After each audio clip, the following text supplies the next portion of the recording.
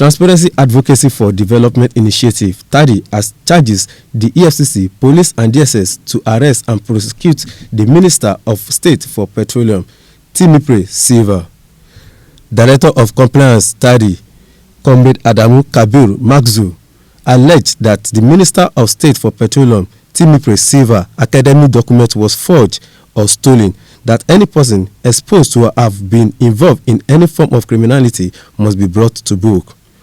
Speaking at the press conference on abnormality found in the academic certificate of Timipre, Sylva in Abuja, Comrade Adamu said that the Minister of State for Petroleum is due for arrest and prosecute for impersonation, stealing, and forging of academic documents. However, Adamu Kabir advises President Muhammadu Buhari to act fast and remove the Minister of State for Petroleum, Timipre, Sylva, from his cabinet. We cannot, for any reason, fold our arms and watch persons whose academic credentials and records are either forged, stolen, fraudulently obtained to occupy government positions. If the war against corruption, vigorously being led by President Muhammadu Buhari, must succeed, then there should be no room for sacred cows. Persons who are exposed to have been involved in any form of criminality must be brought to book, irrespective of their status, tribe, religion, or political affiliations. Recently, our investigation took us to the United States District Court, the Eastern District of Pennsylvania, where it was discovered that Chief Timipre Sylva instituted a legal case against one Jackson Ude. In the course of hearing, Chief Timipre Sylva signed a verification of interrogatory answers dated April 2022 and attached various academic documents in proof of his identity. The said academic documents include a first school leaving certificate with number 092915 dated 1st July 1976, issued to one Anaga Timipre, who finished from Ajeromi Central School, Araromi, Apapa, Lagos. Who Chief Timipre Sylva is, who Anaga Timipre Malin is, who Malin Anaga Timipre is, and who Anaga Timipre is. There is no evidence anywhere showing that Chief Timipre Sylva ever changed his name from Anaga Timipre Malin to Timipre Sylva in 1986 after he purportedly graduated from University of Port Harcourt. Our investigation reveals there is also no record that the Minister of State for Petroleum Resources has embarked in the National Youth Service Corps scheme or have any discharge or exemption certificate, as the case may be, either in the name of Anaga Timipre Malin or Timipre Sylva.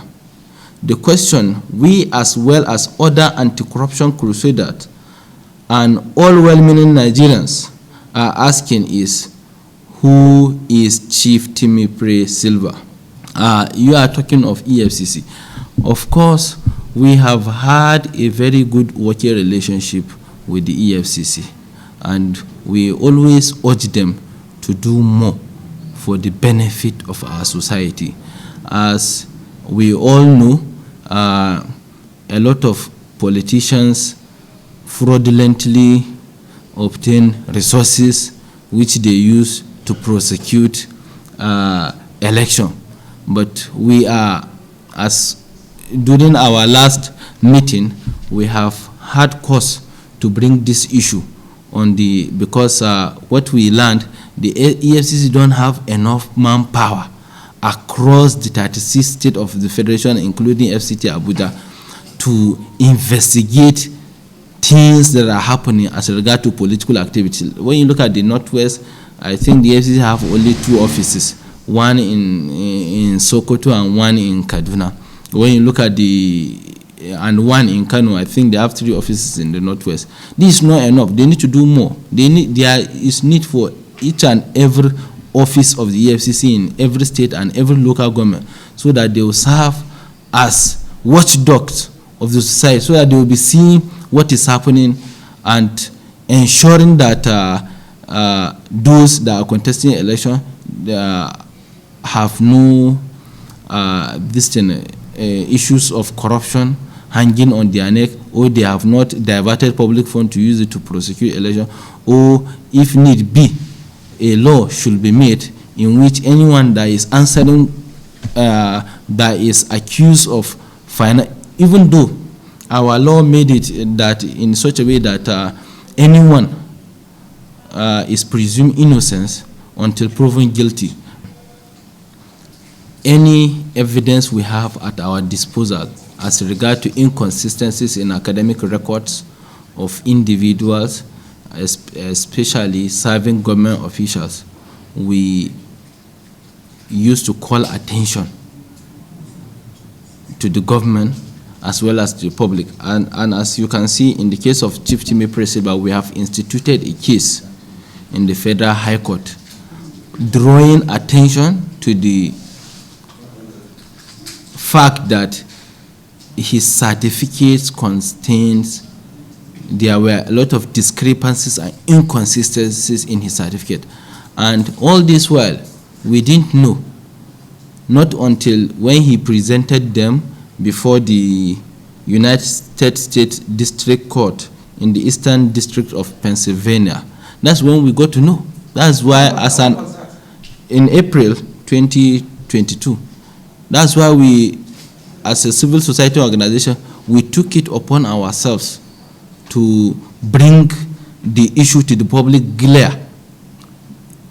All this while we thought he is someone who has no question to answer as regard to his academic credential. But seeing what he has presented before the United States District Court, we are constrained to come out and inform the public of the issues at stake. That's why we went to court. And as I've stated earlier, we are waiting for the court to assign the case to a presiding judge and fix a date for the hearings. And we are asking of Mr. President, just like in the case of Mrs. Kemi Adeosun, whose names or credential is not even in question. It's just that she presented a fake NYSC discharge certificate. She resigned her position on moral ground. So we are calling on Timipre Sylva, if at all he is a man of integrity and he has a name to protect, that he should honorably resign and meet us in court so that he can properly defend his name and the fraudulent academic credentials and record that he has been parading about. About today, GTV Africa.